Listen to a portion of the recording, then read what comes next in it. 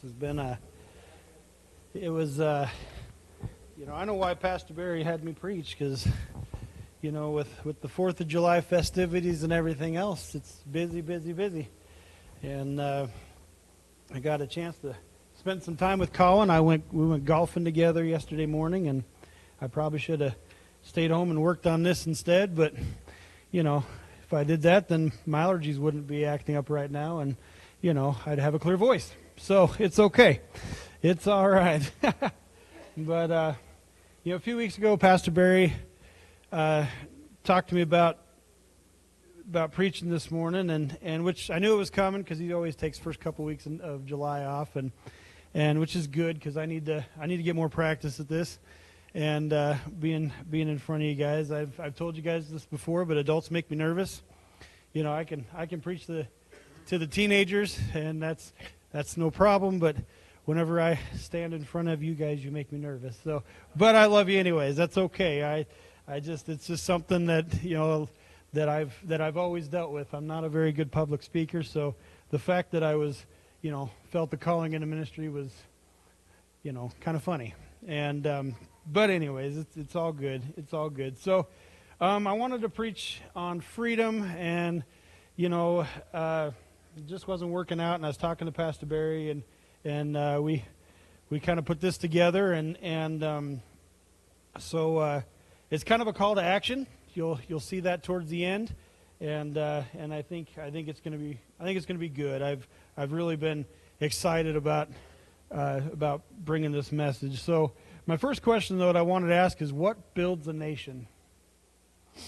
What builds a nation? And I don't want to make this political or nothing, but I did come up with a few quotes that kind of tell us what people think build a nation. Okay, the first one I have is from Ronald Reagan, and he said, "Freedom is never more than one generation away from extinction." And that makes a lot of sense.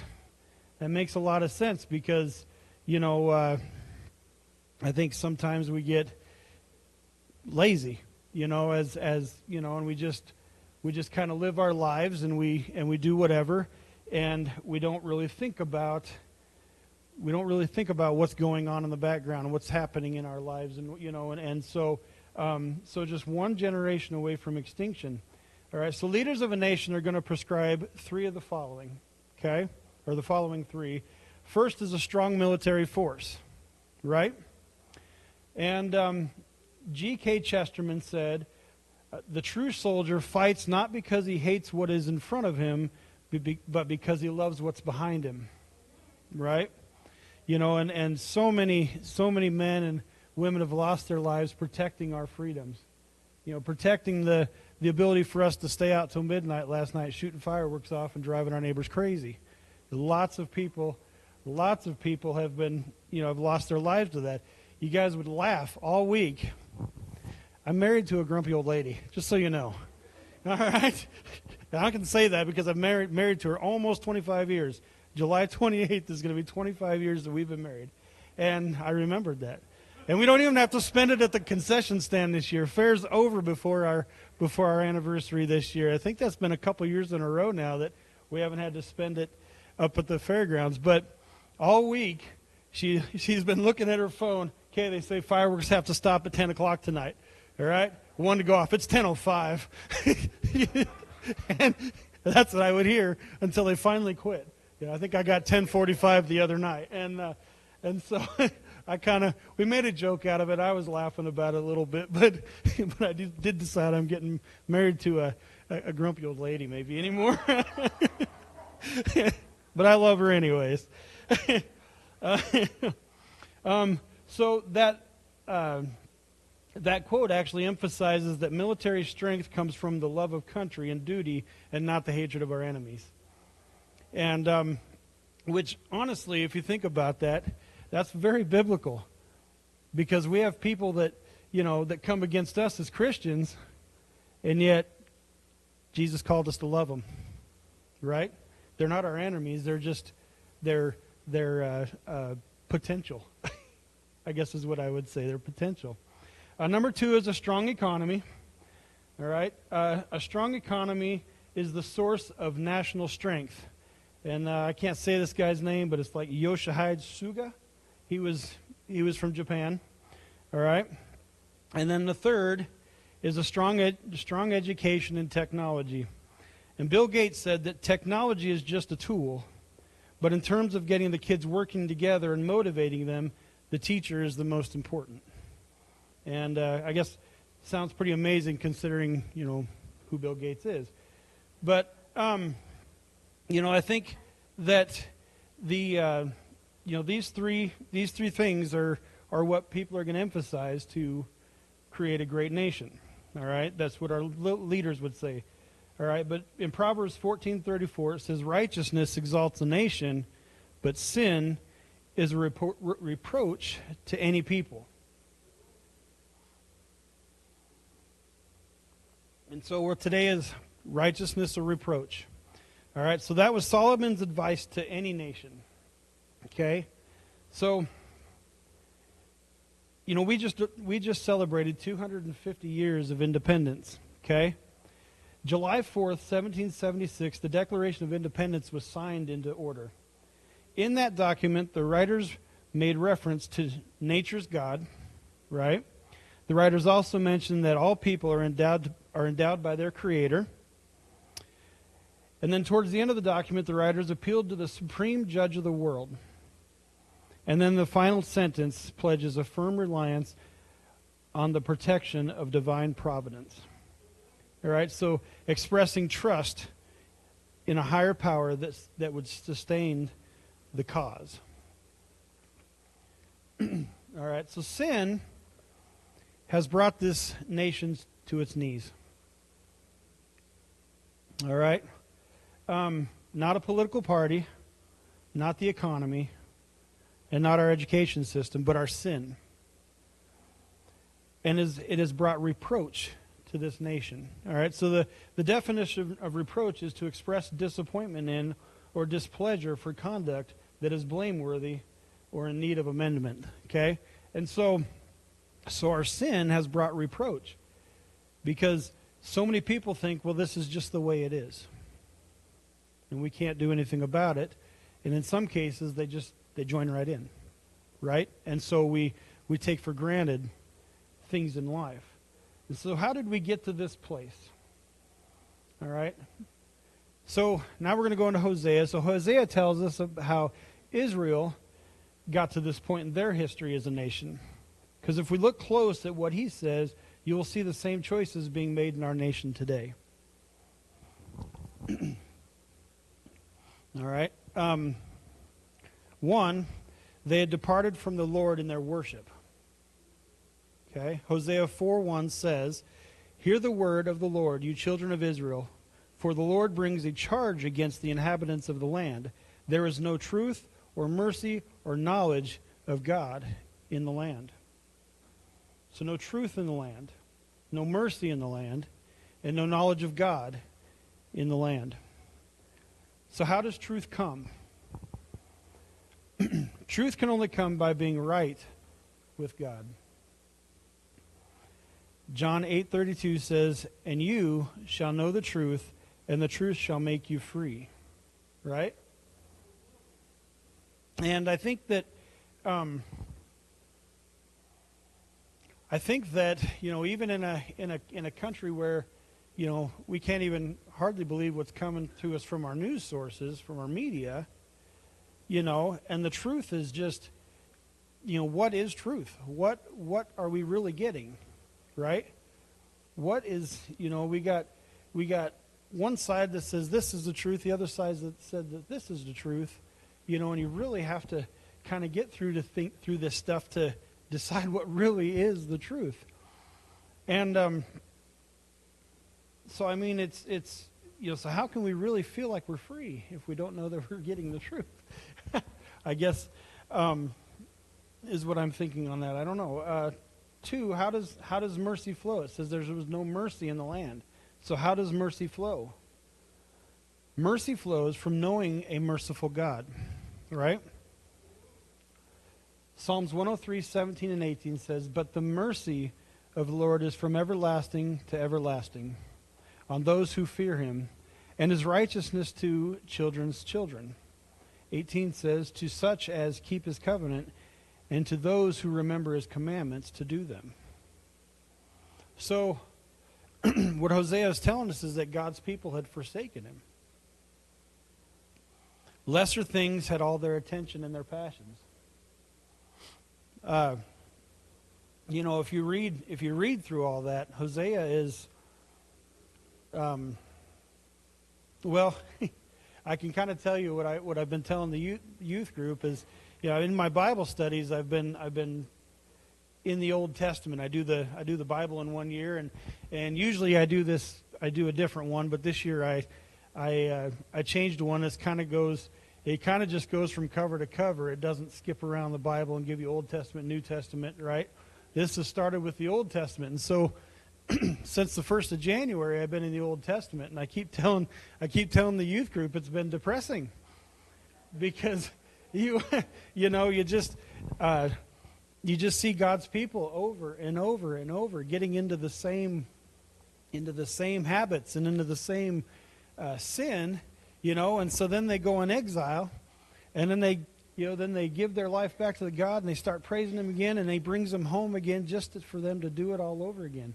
And it's just, I keep telling them, it's so depressing. But, it's important. And so God's people had forsaken Him, and the lesser things had all their attention and their passions. Well, doesn't that sound like what we have going on today here?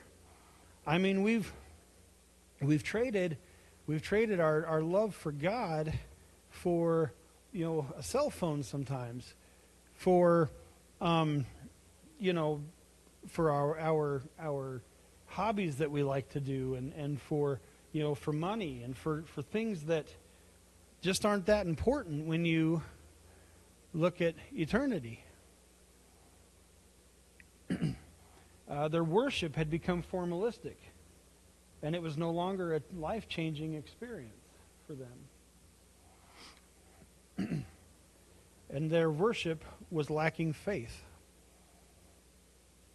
They would, in some cases in the Old Testament I was reading where, God tells them to bring bring the choice sacrifices, right? And they got to a point where they were holding on to those, and they would bring their blemished ones, and they were, it became a ritual. It just became something that they did every day, and it just became a way of life instead of an actual act of worship.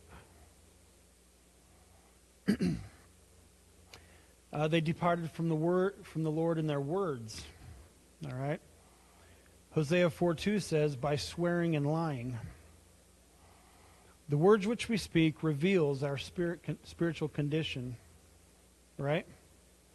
I've talked to the youth group a lot about what they take in. And because what they take in is what's going to be coming out of their, what they allow into their heart is what's going to be coming out of their heart, and it's going to come out of their mouth. All right? So our words are revealing what occupy our mind, and it occupies the state of our heart. And sometimes I don't think they believe me, and they always, you've already told us this. They when I repeat myself, and, I have stories that I tell, and they're like, oh, we've already heard the story, I've been there. I've felt that way, but these are things that are important to me. It's things that have shaped my walk with God, and it's important for them to know that because, I feel like for them, when they experience something like that, it's going to be something that they hold dear to their heart. And so I tell them these stories over and over. And so, because I want them to realize what is important in my heart and what I feel like I want them to know. Matthew 12:33 through 37 says, either make the tree good and its fruit good, or else make the tree bad and its fruit bad. For a tree is known by its fruit. Says, you brood of vipers, how can you, being evil, speak good things? For out of the abundance of the heart, the mouth speaks. As a good man out of the good treasure of his heart brings forth good things, and an evil man out of an evil treasure brings forth evil things. But I say to you that for every idle word men may speak, they will give account of it in the day of judgment. For by your words you will be justified, and by your words you will be condemned.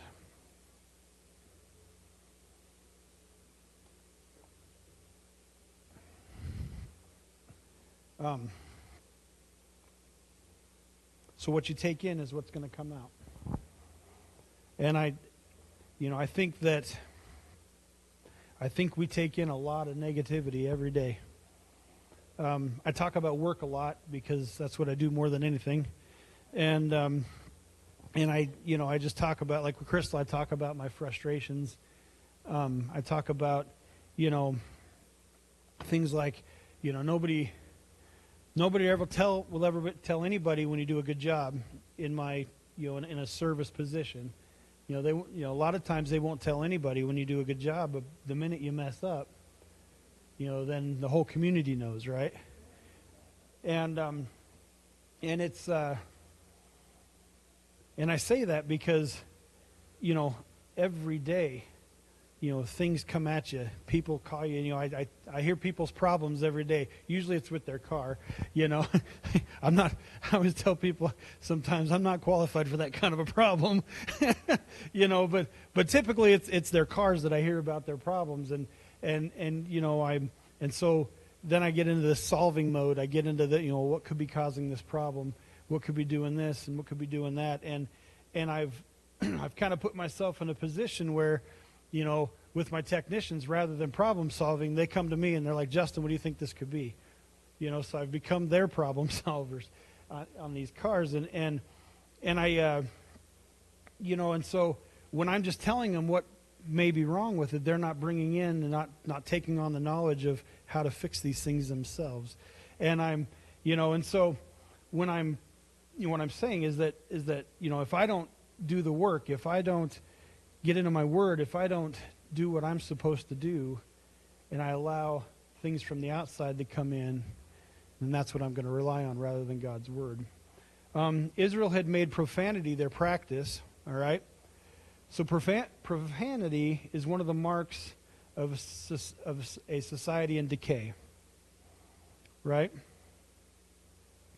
Colossians 3:8 says, "But now you yourselves are to put off all these: anger, wrath, malice, blasphemy, filthy language out of your mouths." Right?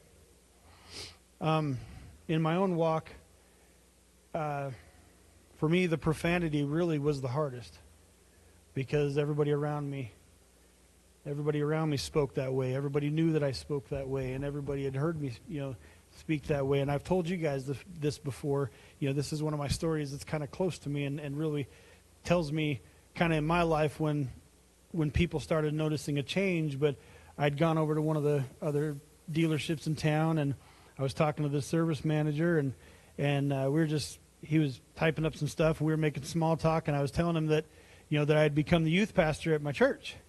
And he stopped typing, and he looked at me, and he says, "Really?" I said, "Yeah." And he says, "But I've heard you cuss." And I said, "Yes, but I said, you have not for a long time." And it opened a door. It let me speak to him about the changes that had been making in my life. And so, I think that once, with the profanity and once if we start getting that taken care of, start getting that out of our mouths, and start speaking more righteously instead of with profanity, people notice. They notice the difference in your tone. They notice, they notice the that it's more of uplifting speech that's coming from you instead of always. To me, I feel like when you're using profanity, it's to try to puff yourself up. It's to make you look bigger. It's to make you, and after I realized what it really made me look like, it didn't take very long after that for me to change. And and so sometimes at work, and it's been a long time since this has happened, but I have one guy that's worked with me for a very long time, and it was he made it his goal to get me so frustrated, to get me to to swear at him. And he finally quit. He finally gave it up because it hasn't happened. And so he's finally given it up. But he realized, that change that I had made.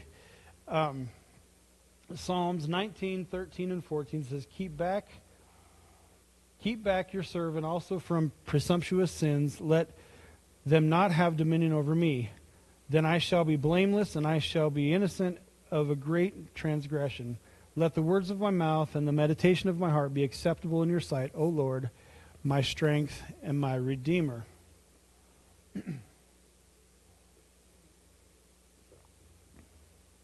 And I'm getting to where I really like reading Psalms.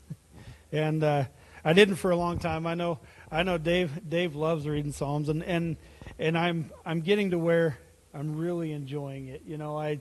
I love the New Testament. I could read the New Testament all day. I love the New Testament. But Psalms, I'm really when you start reading or start feeling what was coming out of David's heart when you're reading Psalms, it's really amazing. It's an amazing book. But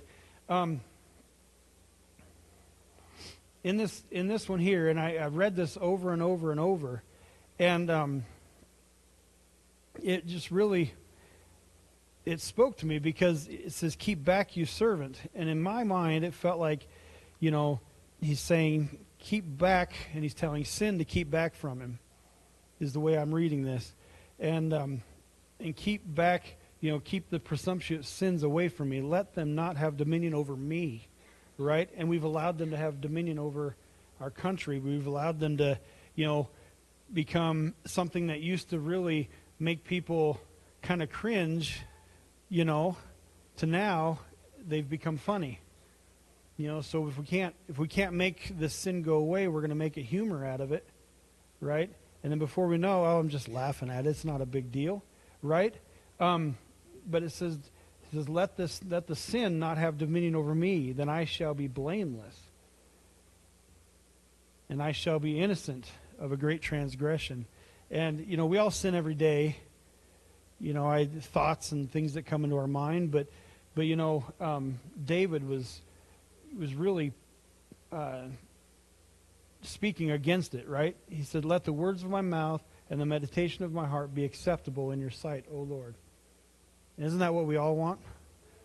Just to let it be acceptable. All right, so Israel had departed from the Lord in their works, all right? Hosea 4:2 speaks of 3 marks of decay in Israel. The killing, which Exodus 20:13 says, thou shalt not murder. Stealing, Exodus 20:14 says, thou shalt not steal. And committing adultery, Exodus 20:15 says, thou shalt not commit adultery. All right? And all of these sins are prevalent in America.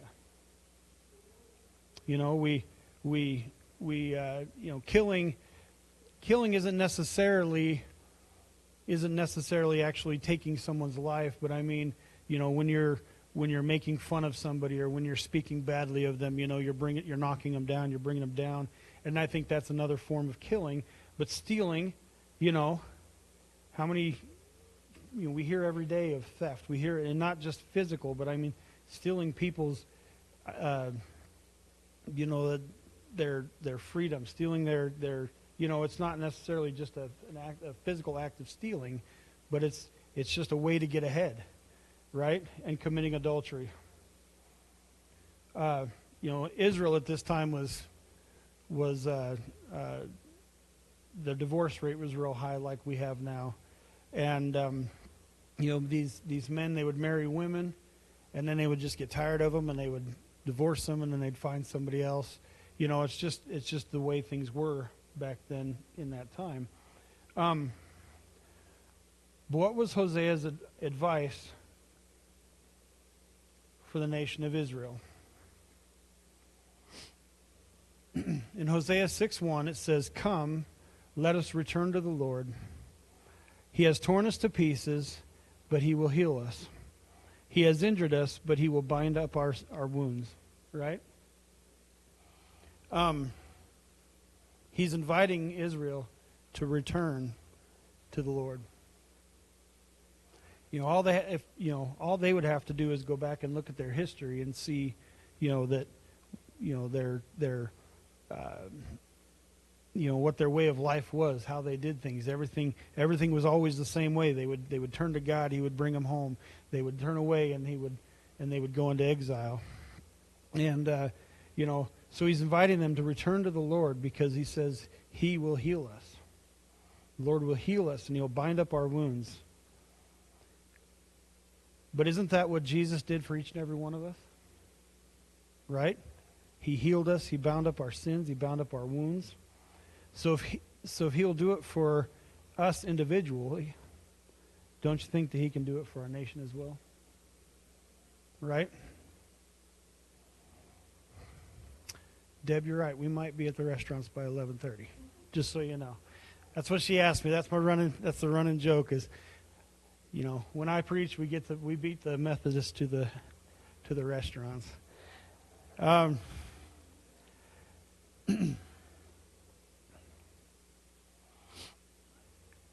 So we just celebrated 250 years of independence in our nation. But what will we do? What will we do with that? Will we take Hosea's advice and turn back to the Lord? Or will we follow our reproach of sin and cease to be one nation under God? I don't have very many younger people here, but I did kind of address the younger kids a little bit. But most everybody in this room remember the time shortly after 9/11. People ran to the churches. They were scared, and I think, we were, at that time in our country, we were so far away from God. All right? And unfortunately, it took something like that to bring us back, to push us back into the churches. But people ran to the churches. People ran and signed up for the military. They all of a sudden when this stuff that we heard about on the news that it was happening in these other countries, all of a sudden when it happened on our own land here, then it was a time for action. But I look back at that time, and in my lifetime, I think that was the most unified that the United States, that I felt that was the most unified that the United States had been in my lifetime, that I remember. So how many would love to see our country unified like that again, minus the lives lost and the violence that we all watched on television? I would love to see that. I would love to see. I would love to be able to say that, that our country really is a Christian nation. I would love to see, our churches just packed. I would love to see, men and women of, just men and women worshiping together at our altars, down the aisles. I would love to see this. And I think that we need to realize that it starts with just one community at a time, right? And I think it's time that we need to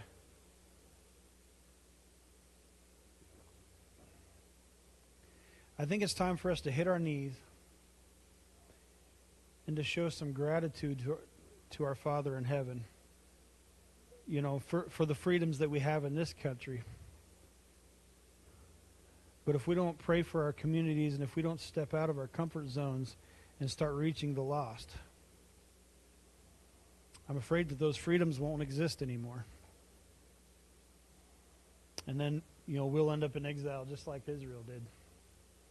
I kind of want to go back to, I got to the original where I started with what Ronald Reagan said. He said, freedom is never more than one generation away from extinction. And, I think about my grandfather.